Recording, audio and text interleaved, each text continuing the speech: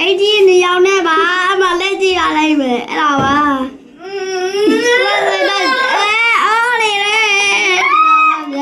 ကျွန်တော်ကတော့တင်ပြရမှာဖြစ်ပါလေကျွန်တော်လည်းကောင်းတော့ဟိန်းဝေမောင်းဝဖြစ်ပါတယ်ဒါတော့သွဲတဲ့ကူမဆိုတော့ဖင်ကုန်ပြီးအီးပေါင်းရပဲဖြစ်ပါလေဒီပါပါကျဲနေပါပြီဗျာလို့နော်โอ้ยဒီပါလို့သွဲတဲ့ဒီပါရိုးပါသွဲတဲ့ဒီကခုံလေးပါပြောင်းကုန်ပြီဒီမှာချီးပါပေါက်ကုန်ပြီဗျာရှိုးပါလို့အိုးလက်ကြည့်နေပြီလက်ကြည့်နေပြီသူ့လှုပ်လို့အာရောက်ရင်မကြီးလေးပါတောင်းရနေပြီ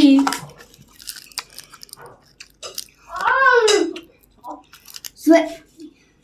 သူဖက်ကယူထောင်ပြလို့ရှိရင်တခါဒီကောမအောက်မှာနော်စာပိုးတဲ့ပုံစံလေးရှိတယ်အဲ့စာသူတစ်ချက်လက်ဒါမျိုးလက်ကလေးထောင်ပြလို့ရှိရင်ဇွဲထက်